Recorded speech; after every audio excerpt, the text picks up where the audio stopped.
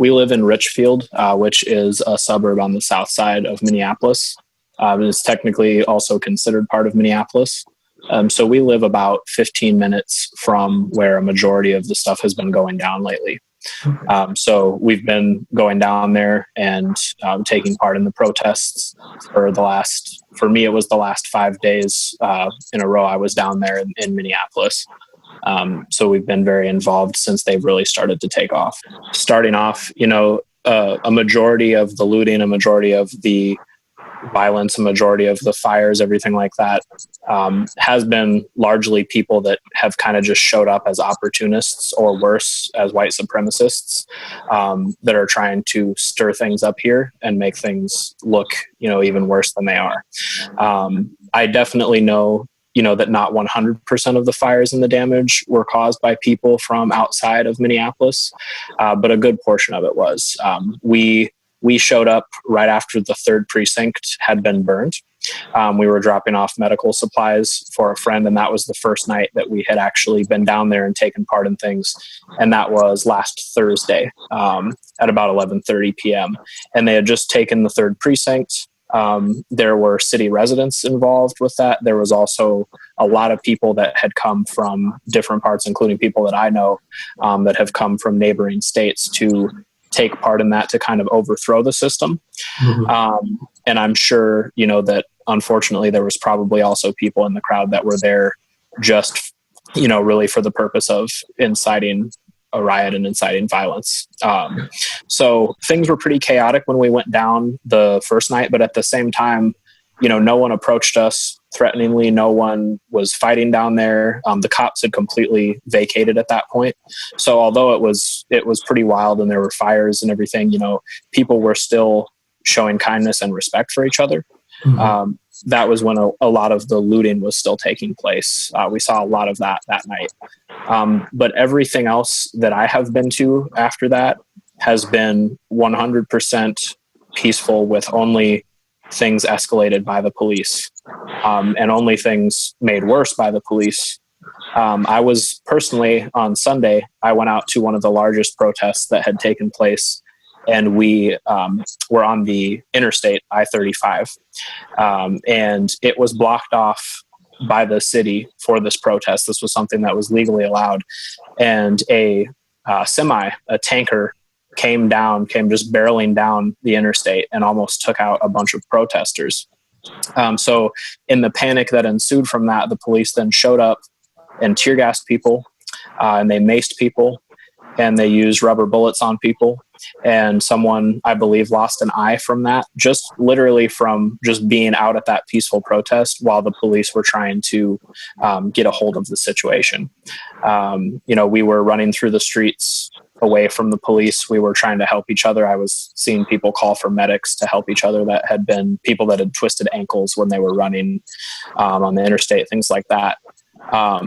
But there was no aggression towards the police beyond, people yelling things or giving them the bird, things like that. And it was just they were just completely aggressive for basically no reason other than that they felt tense. And I think that they have a lot of pent up aggression now because of all of this.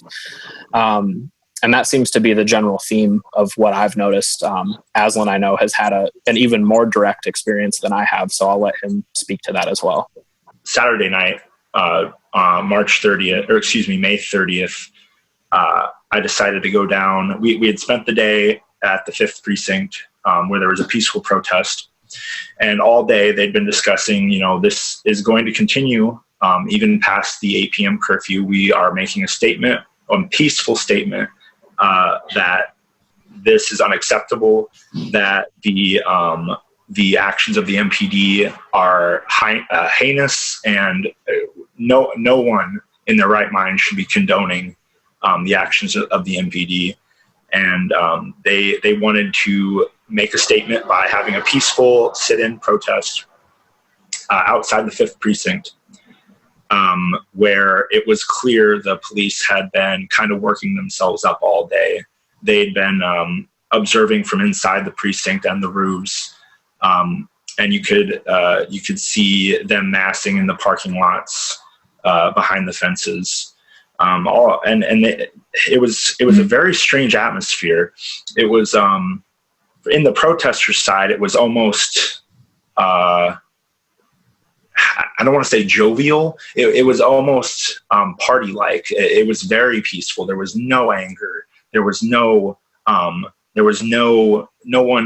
trying to, scoop up objects to throw or at the precinct or to instigate. I'm sorry. Nobody was trying to actually instigate anything. Correct. Yeah, there was nobody instigating. The one act of violence I saw was between two protesters, and I'm not sure what happened.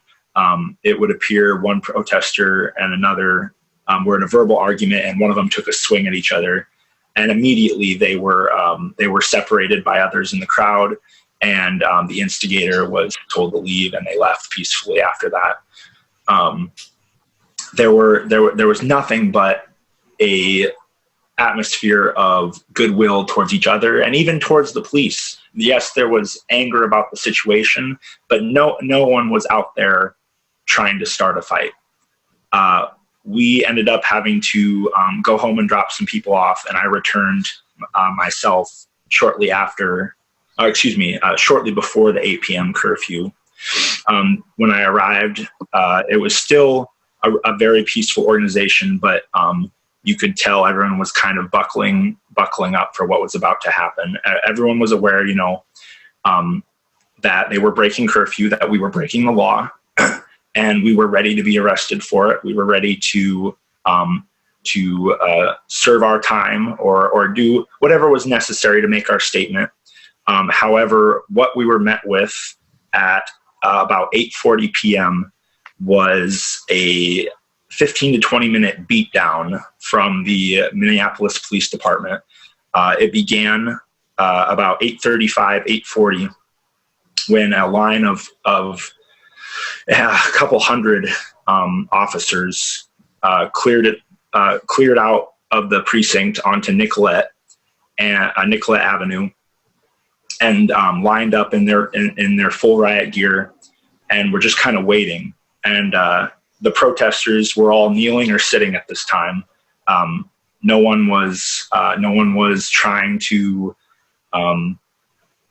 like prepare themselves with weapons or trying to psych each other up for a fight. Everyone was aware that they were about to be arrested, and it might end up being arrested violently.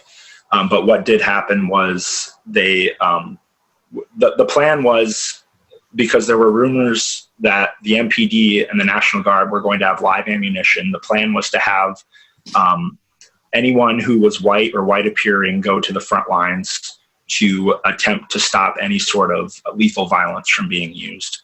And so the call went out about 8:40 to the white people in the front.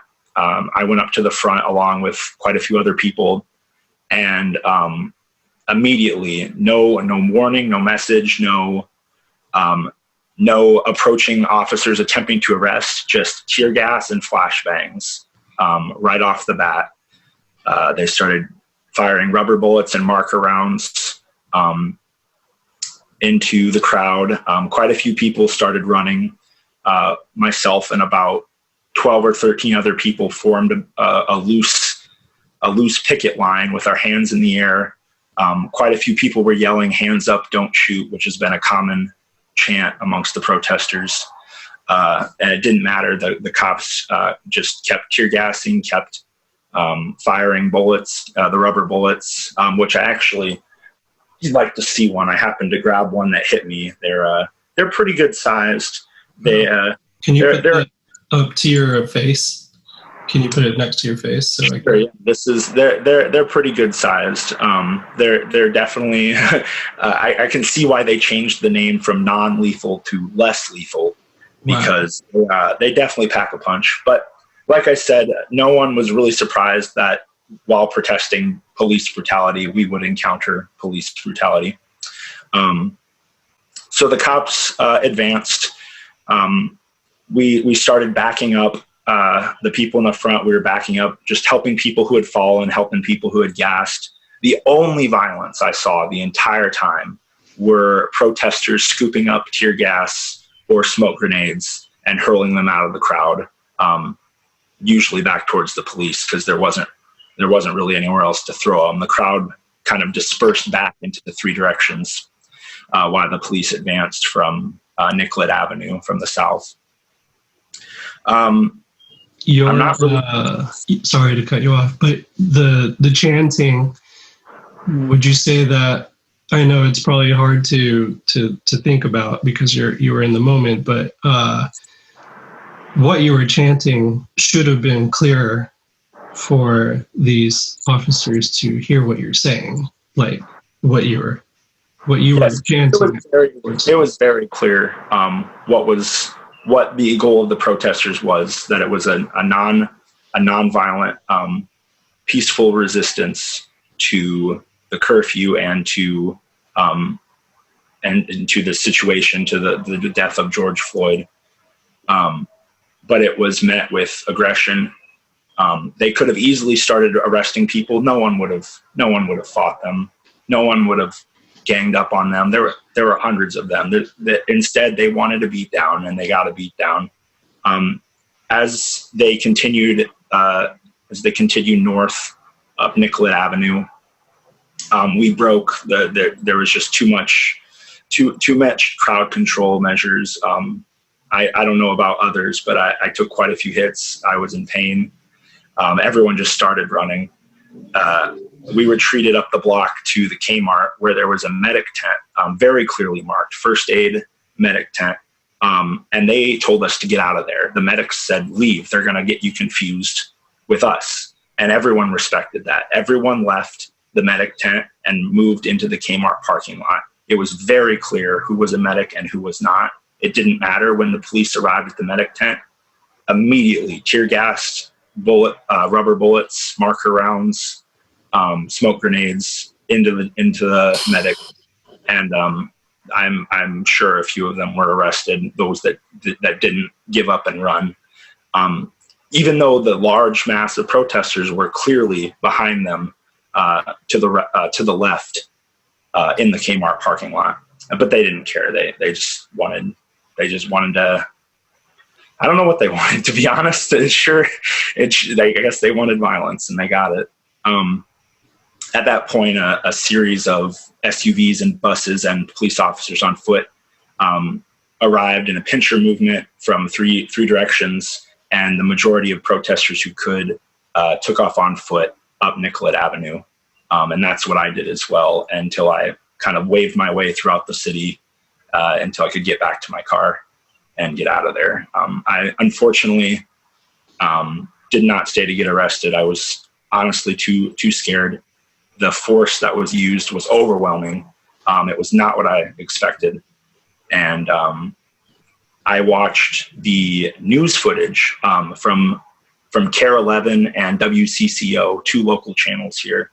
And they both had reporters on the ground. And interestingly enough, when the cops lined up on Nicollet Avenue, the reporters on the ground were very clearly about to receive some sort of punishment for being out there.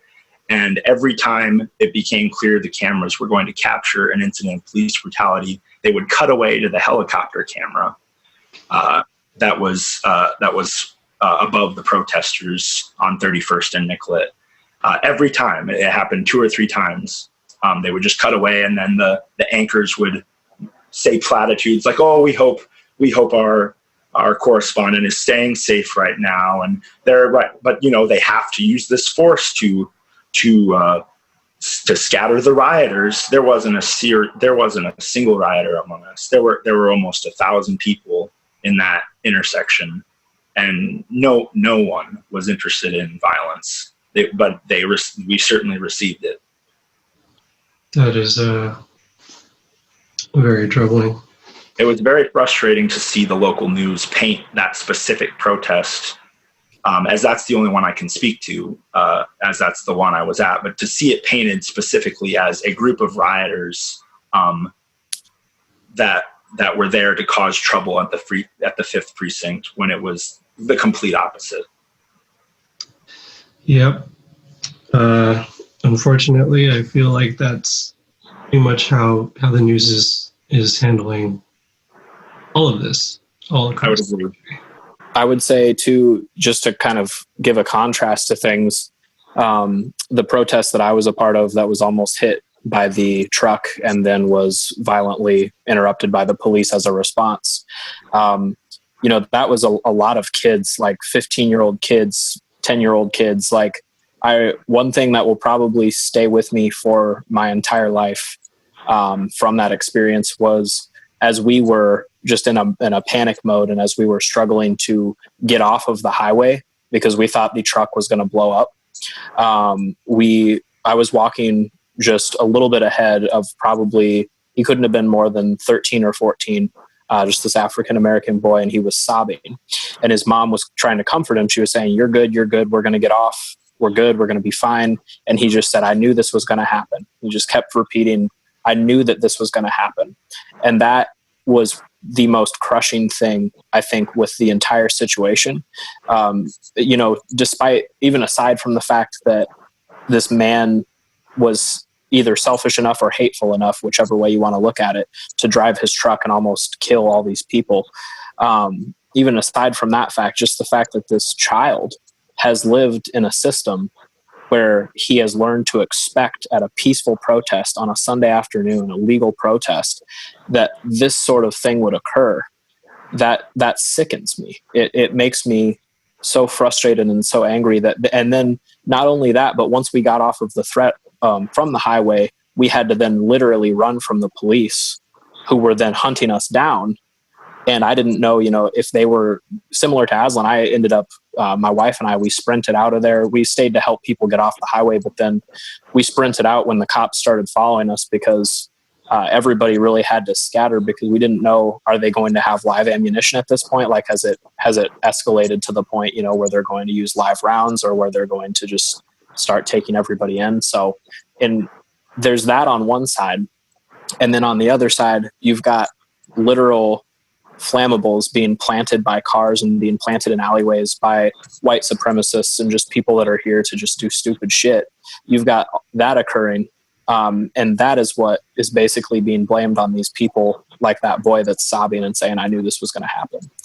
And I don't know what the agenda is with pushing that. At least from the local news, I'm very surprised that more of them haven't given like an honest portrayal of what occurs, because it seems like they get maybe sometimes 80% of the way there, but they don't quite get there. They still, like Aslan was saying, like, they're there showing the police attacking the people at the 5th precinct, but they're not showing it. They're cutting away to the helicopter. So there's so many things that just don't add up with it. And it made me very glad today to see the Minnesota Department of Human Rights has launched an official investigation and charges against the Minneapolis Police Department going back for the last 10 years to identify systemic racism and hatred. So that's a move in the right direction. It's not like it's just these young people out here that are just trying to, be angry and be powerful or anything like that. Like, everyone's recognizing this. It's really just the media. It's the police. Unfortunately, it's our president. Those are the ones that are not recognizing this as a problem in the way that we see it as the problem, in the way that it is the problem. Oh man, that's really heavy. Yeah. But that is good news. Yeah, for sure. That's heavy is the way that I've really had to just describe it to anybody that's asked, because we have a lot of people, obviously, with us being in Minneapolis, we have a lot of people messaging us or messaging me saying, hey, what's going on? How are you? Are you safe? Are these people safe? And really the common theme that I keep coming back to is this is heavy for me as a person that lives here as a Minneapolis resident. But I'm also a white male that did not grow up here. I did not grow up in this situation. If it's this heavy for me, I can only guess. I can't even understand or comprehend how heavy it is for the people that have grown up in this, like that boy I was talking about. It's got to be hitting so much harder for them. And that's why we're out there and why we're trying to help in any way we can, is because it is unfair for one group of people to have to go through that. Absolutely. Do you have anything in terms of feelings to share about a positive kind of like bringing together? Do you feel like that's actually been helpful? Yeah, I've seen, there's been a couple times, like at the 5th Precinct protest, the one that Aslan spoke on that was later violently attacked. Earlier in the day, when it was still before curfew, I was still there. And this Caucasian, probably 18-year-old kid spoke up and got the crowd's attention. And he spoke out publicly against the police's actions and basically said, we need to band together as one. And the whole crowd just erupted into a chant with him. And then an African-American male went over and embraced him. And they basically just hugged each other and cried for like 5 minutes without letting go. And to see that kind of unity on a hot, sweaty day, just seeing those guys just hugging and crying and sweating and just being so real with each other.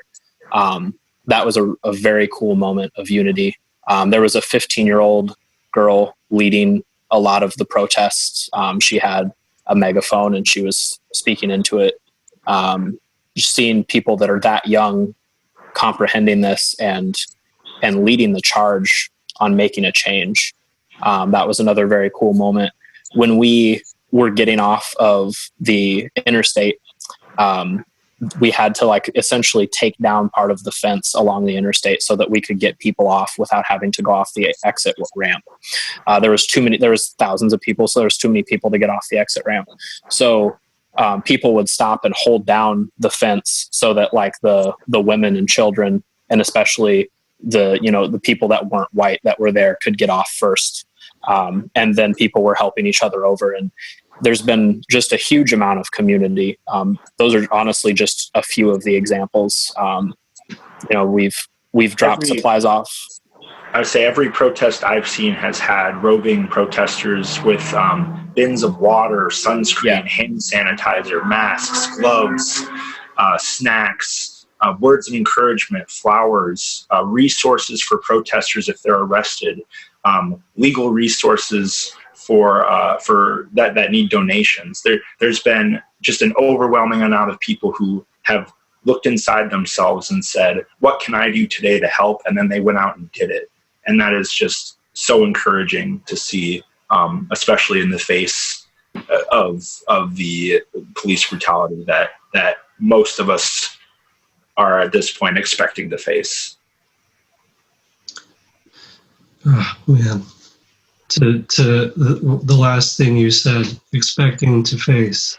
That's reality. Yeah. And that's a harsh thing. I guess I would just say, if you want to support from afar, there's always new developing needs in the city. We've stayed pretty active on Twitter with seeing kind of the network. It's not something that's necessarily just publicly out there and easy to find all the time because of protection and keeping people anonymous and things like that. But there's funds, for example, to get higher grade gas masks for the teenage protesters, so that the people, even not even protesters, but people that live in that community that are just breathing gas in and day out. There's funds like that. So if anybody needs those resources, you can honestly just message us and I will get you the proper information. I'll get you a trustworthy location that you can donate to.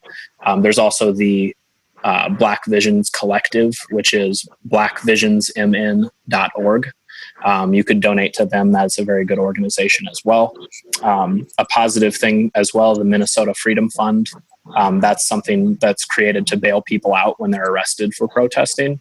That was who we were directing donations to, but they actually got so many donations that they were donate to someone else. So that's a great positive thing. So yeah, just you can just message Careful Gaze on any platform. I'm staying up to date with all of it. So just that's going to be the best channel, and I can find you ways to get involved and ways to donate that are going to be accurate. I would like to just encourage anyone who wants to know more to just please listen to the Black voices in your community, or in this community. They're the ones that are literally the front line. Like, they are living this every single day. And please believe them when they tell you their experiences. Please don't minimize them or